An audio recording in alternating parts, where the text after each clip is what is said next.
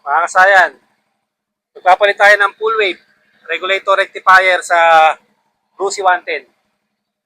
Suzuki Smash Clone. Ito siya kasayan ha. Itong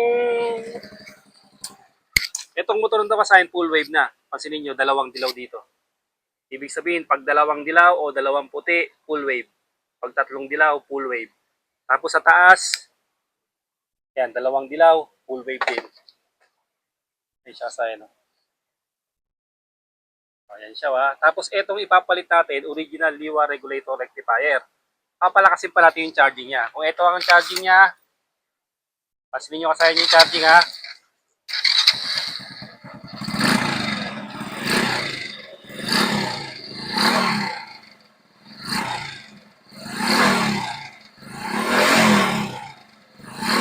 Hanggang 14.6 tayo ha.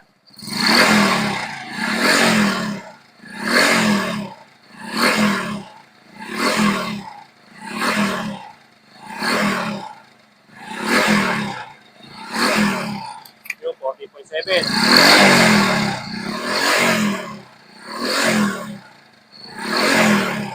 Ito siya kasayan ha. Ito na.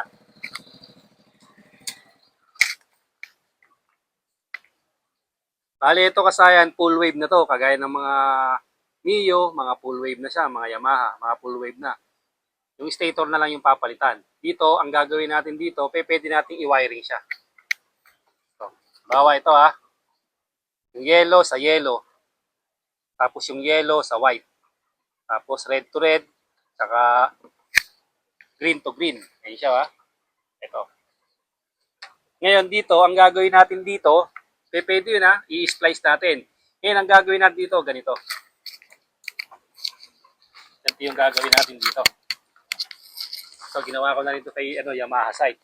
Ito, pagkukulay-kulayin natin to. Yung kulay nito, ipaparis natin dito. Ito ha, tingnan nyo ha. Dito lang natin siya ilalagay sa apat. Bawa, ayan. Diyan natin siya ilalagay oh. Yan, sa apat. Pagkalagay natin dyan, nakasuksok lang siya dyan, lalagyan lang natin siya ng cable tie para hindi siya kumalas. Hindi naman basta kakalas siya kasayin kasi nakapin siya nakapasok sa pin. Para hindi na tayo mag-wiring. Yan. Lagyan lang natin dito ng cable tie pag nagpakulay, nakakulay-kulay na natin. Pansinin nyo ha. Oh.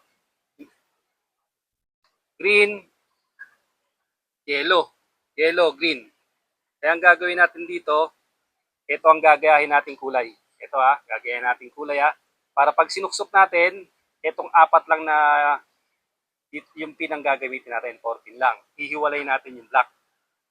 Yung black, pwede nating isama sa red. O yung black, pwede nating ilagay sa black dito. Yung black sa accessory wire. Importante kasi itong na to, ito yung voltage controller, papasukan siya ng positive. Pwedeng isama rito at pwedeng ilagay dito. Na may kulay black na to ha, black to black. O, pag kulay-kulayin muna natin to kasayan ha. Ito, iano ko lang to, kulay-kulay ha. Para tapat-tapat yung kulay, ito yung pagpaparisa ng kulay ha. Kaya natin isusuksok. Na katulad nito. Ito na kasayan, no, napag tapat-tapat na natin siya. Yan. Yellow, pag pinasok natin yan, tatapat na yung ating yellow to yellow, red to red, tapos sa kabila, white to yellow. Tapos yung ibang kulay nito, pink ha, pink to yellow. Ito, white to eh.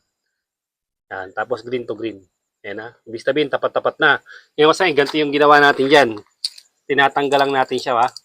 Ito, kasi may naiiwan pa tayo na black. Pag tinanggal natin siya, tusukin nyo lang yan ha. Kaya ito kagandahan sa test light natin. Magagamit din natin pantusok sa mga pin. Para pag magtatanggal tayo ng pin, hindi tayo mahirapan. Ito na rin yung gagamitin natin. Tusukin lang natin tapos hugutin natin. Pagkahugot natin, ibalik uli natin yung iangat uli natin yung tinusok natin kasi siya lulubog siya eh. Yan. Ito. Angat lang uli natin to. Kung sakaling maglalagay tayo sa pin. Sabi ko nga sa inyo, basta mapasukan ng positive, pwedeng ilagay natin sa red o pwedeng ilagay natin sa black. O, color coding na natin, ilagay na lang din natin sa black. Tingnan natin ha. Tapos start na natin. Sige, start.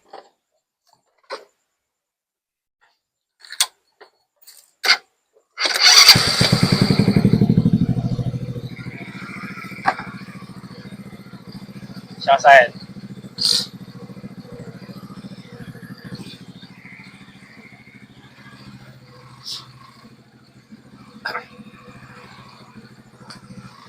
Full wave charger yan. Pwede yung gamitin yan sa Rusi, MX125, yung mga wante na Rusi, yung mga Surf. Yan yung mga gagamitin natin. Yamaha YTX, Mio, pag ipo-full wave siya. Yamaha Side, mga full wave na motor. Rusi Yuri. Ay siya kasaya na hindi na natin pa kailangan pilitin. Kusang aangat yan. Overcharge siya kasaya. Ibig sabihin overcharge ha. Dahil hindi siya napapasukan ng positive. Papasukan natin ng positive ha. Ayan.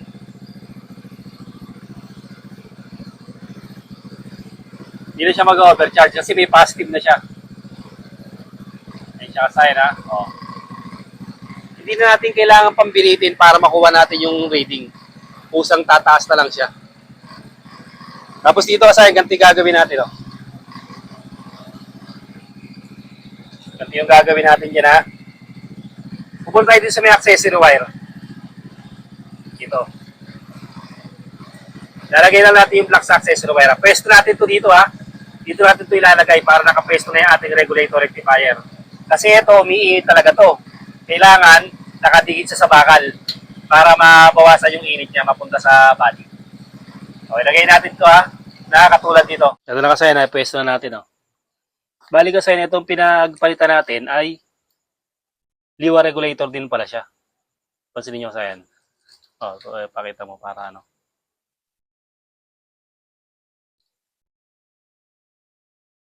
Ayun siya kasi no. Liwa rin siya. Ayan, ayan may serial number din siya sa likod. Oh.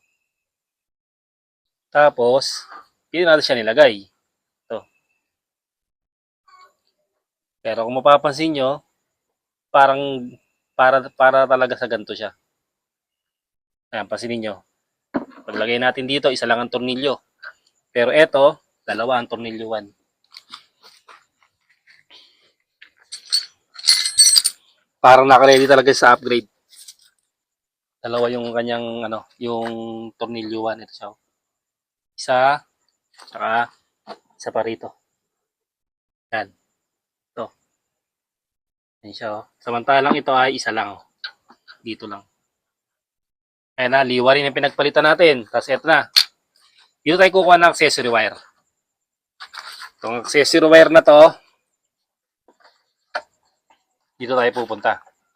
Hanapin lang natin yung kulay black. Kulay black lang tayo ha.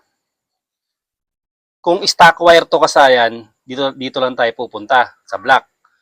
Pero kung dito stock wire na napalitan na to ng nagpalit na ng ano ng brake switch, maaring ito yung ano natin, yung accessory wire. Ayan, testing natin para sigurado ha. Pag dito, gagamit tayo ng test light. Pero parehas positive yan. Ito kunin yung test light. Parehas positive yan. Gagana lang siya pag bukas sa susian. Ipit natin sa body ground. Tapos, sukin natin. Dapat, iilaw siya. Sabihin nyo kasaya na. Accessory wire. Pag open ang susian, dapat iilaw siya. Ayan siya kasaya na. Hindi siya umilaw. Ngayon, kasi ano to replacement na to, hindi na to stock wire Nagpalit na. Ganito gagawin nyo dyan para sigurado ha. Oh. Ibig sabihin, ito ang brake light. Brake light to ha. Ito yung green yellow. Lagyan natin dyan. Tapos apakan natin yung brake. Pansinin nyo ha. Apak ako ng brake. Magbe-brake ako. Yan. Pag brake ko kasi, pansinin nyo. Umiilaw siya. So, sa likuran, tutukan mo sa likuran para makita nila na umiilaw.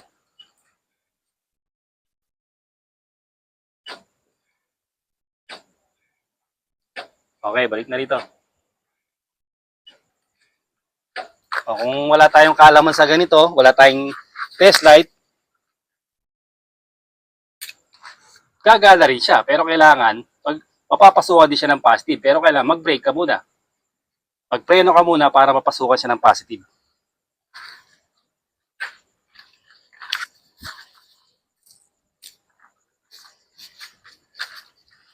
Dito tayo magtatap ng wire sa kabila. Abot nga na natin. Cutting.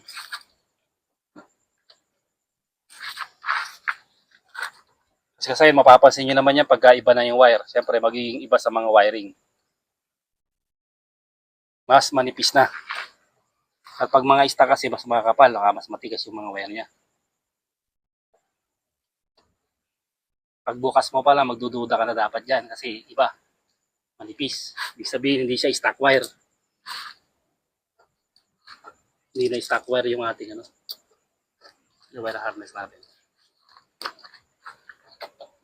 Kahit naman magkabaliktad ka rito, hindi na wala naman problema kasi pareha siyang positive. Kaya lang, kailangan pa mag-brake. Ibig sabihin, mali lang yung pagkakalagay mo. Walang masisira. Kasi makikita mo siya kung meron kang voltmeter. Kumbaga walang puputok-mupis kasi parehas positive.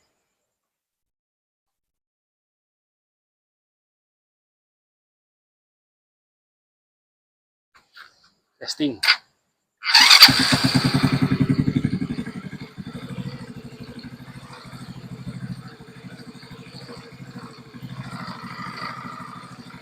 O, pasiraan. Ano na to? Palitan na yung battery nito.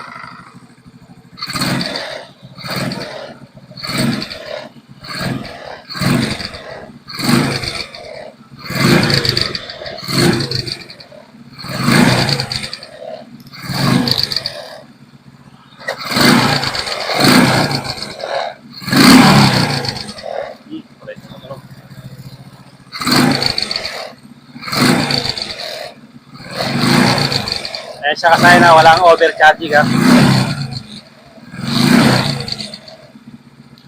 Wala siyang overcharging. Basta nalagyan natin siya ng positive.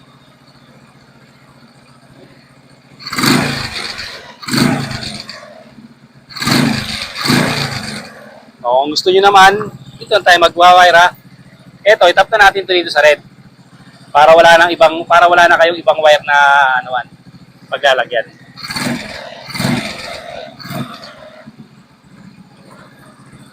Para wala nang extension na wire Ito yung gagawin natin dyan ha.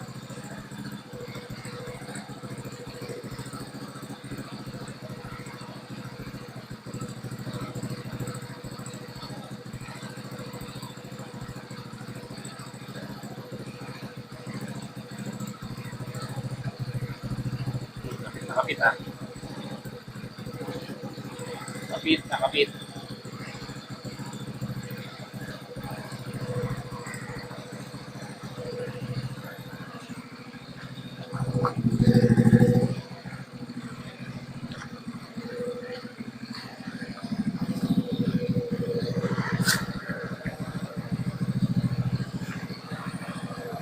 Overcharge tayo, 17.5. Pagkitaga pa natin yan, 18.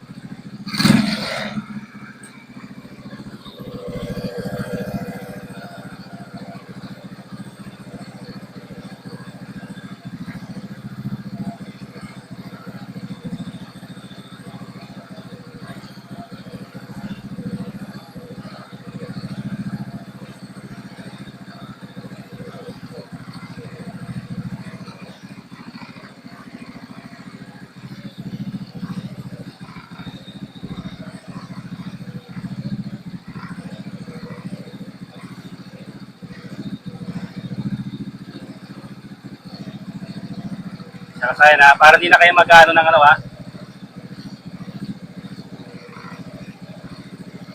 Hindi na kayo maglalagay ng ibang wire. Kasi parehas lang yun, basta kailangan lang masupply natin siya ng positive.